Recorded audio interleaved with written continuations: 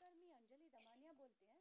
मैं अंजलि दमानिया बोल रही हूँ। ये मेरी ऑर्डर का आपने मुझे अभी बोला कि ये रिटर्न हाँ क्यों हुई, तो ये क्या हाँ हो माने एग्जैक्टली क्या हुआ है, मुझे समझा ही नहीं है।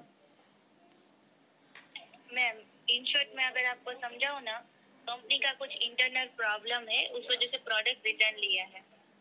ठीक है, प्रॉपर ये तो उस एक डेढ़ कंपनी का साल भी से दोबारा मैडम से। मैडम सुनिए, ये ना 1.5 साल से प्रोडक्ट बिक रहा था, डेढ़ नहीं शायद 2-3 साल से। तो फिर हाँ ऐसा मैम, अचानक क्या हो गया कि कंपनी ने बंद कर दिया? मैं वही बता रही हूँ मैम, वो कंपनी का कुछ इंटरनल है जो मैं बाहर लीक नहीं कर सकती ना मैम। मैंने क्या लीक नहीं अगर कर आप, सकते, मैंने क्या, उन्होंने क्या वो बताया कुछ है? इंटरनल प्रॉब्लम था उस प्रोडक्ट के रिगार्डिंग, उस वजह से हमने रिटर्न लिए हैं मैम। ओके पर मेरे से ही लिए हैं, कितने लोगों से लिए आपने रिटर्न? मैम, सभी कस्टमर से रिटर्न लिए जो ऑर्डर्स थे ना उस कंपनी के, वहाँ सबसे लिए हैं। आपके एक का कुछ ऐसा इशू नहीं है पर्टिकुलर। ठीक अच्छा, है मैम। और ये कब से लिए गए, वापस कभी लिए गए? मुझे तो दस समझ में तारीख नहीं को आ रहा है ये क्यों हो रहा है ऐसे सब। मैम, आपके दो ऑर्डर थे, दोनों रिटर्न लिए हैं। आपका जो रिफंड है वो हम यहाँ से प्रोसेस कर मैडम, इट इज़ देंगे। Not about refund. मुझे रिफंड नहीं चाहिए, मुझे वो प्रोडक्ट्स चाहिए थे और किसी वजह से चाहिए थे।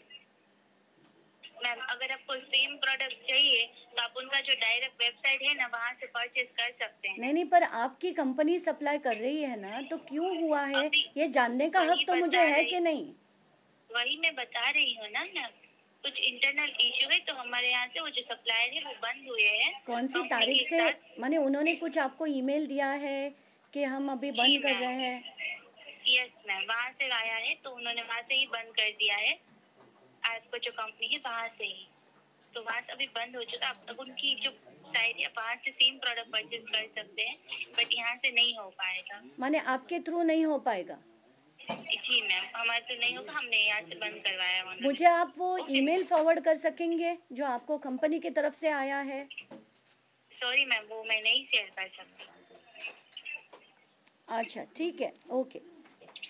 Thank you. मॅडम, आता तुम्ही फोन कॉल लावला होता, याची पार्श्वभूमी सांगा, एकंदरीत काय झालंय?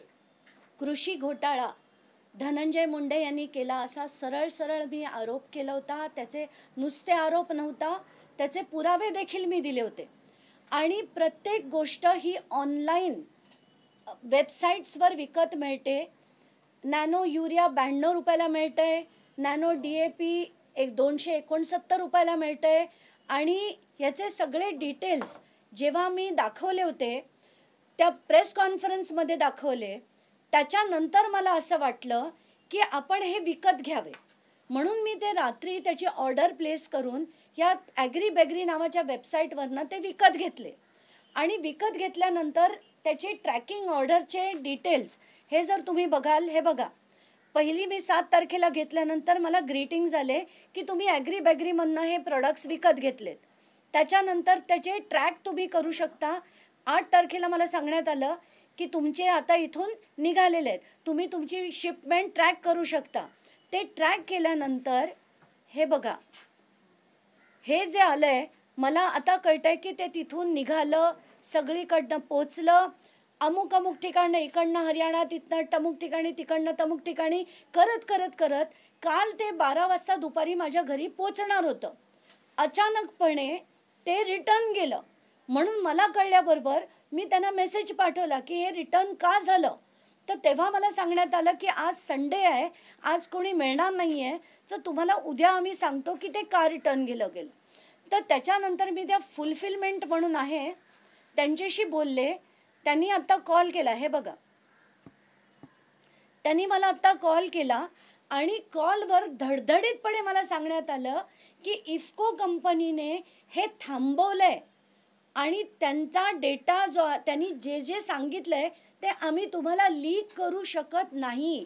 म्हणजे आता हे खात्रीने मी सांगू शकते की हा धनंजय मुंडे यांचा स्कॅम आहे आणि मोठा स्कॅम आहे. शेतकऱ्यांना बुडवण्यासाठीचा स्कॅम आहे. कारण त्यांनी जर हे थांबवलं नसतं तर आपण एक वेळ शंकेची पाल तरी ठेवली असती. पण आताच्या घटकेला इफकोकडनं हे थांबवून मला डिलिव्हरी न येऊन देणं, आणि याचा सगळ्या डिटेल्स आहेत माझ्याकडे.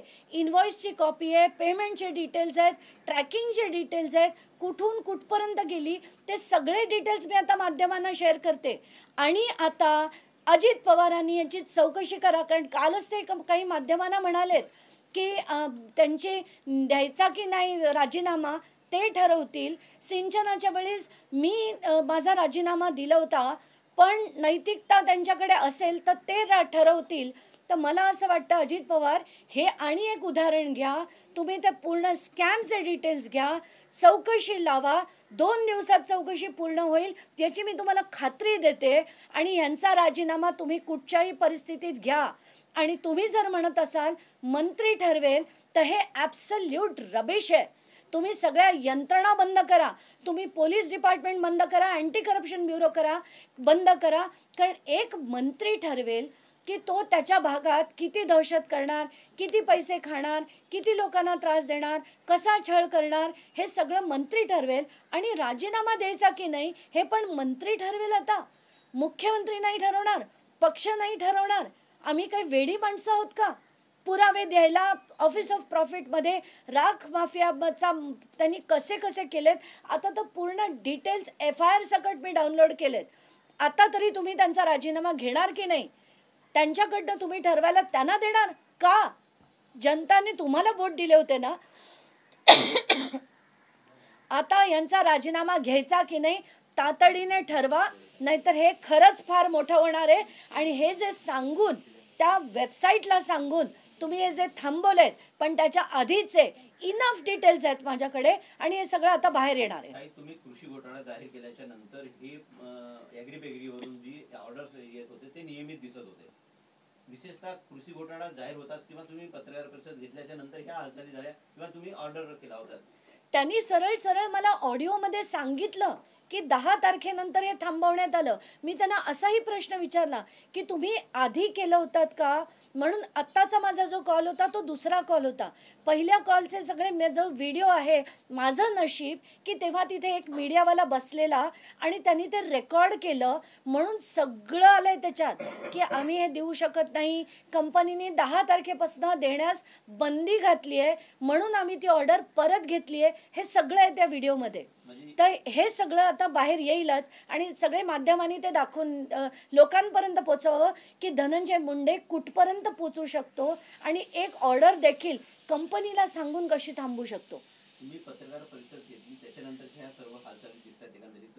तुम्ही ऑर्डर ट्रॅक करत होता, तुमच्या घरापर्यंत आलं, पण तुमच्या घरी डिलिव्हर होऊ शकलं नाही. एकंदरीतच यामध्ये मोठा रॅकेट दिसतोय तुम्हाला. म्हणजे काल 12 वाजून 9 मिनिटांनी दुपारच्या मी ट्रॅक करते ऑर्डर आणि 12:09 मला मेसेज येतो की your order has been returned. तर मला आधी वाटलं की चुकून मी काही फोन उचलला नाही की काय, म्हणून मी परत कॉल बॅक केला की मला ती ऑर्डर हवी आहे. तर मला असं सांगण्यात आलं की आज आमची टीम नाही आहे, संडे आहे, उद्या तुम्हाला आम्ही सगळे डिटेल सांगू. म्हणून पुन्हा जेव्हा आज सकाळी मी विचारलं तेव्हा हे सगळं आता बाहेर आलंय. याच्यावरनं सरळ सरळ दिसतंय की दाबण्याचा मोठ्या प्रमाणावर प्रयत्न होत आहे, पण परमेश्वर आहे म्हणूनच हे आता सगळं उघडकीस येताना दिसतंय आपल्याला. सरळ सरळ यांचं पितळ उघडं पडलं असतं, त्याच्यात काहीच शंका नाही.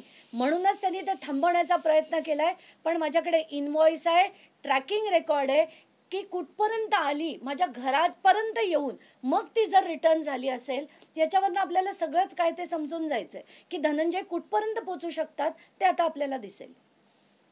थँक्यू.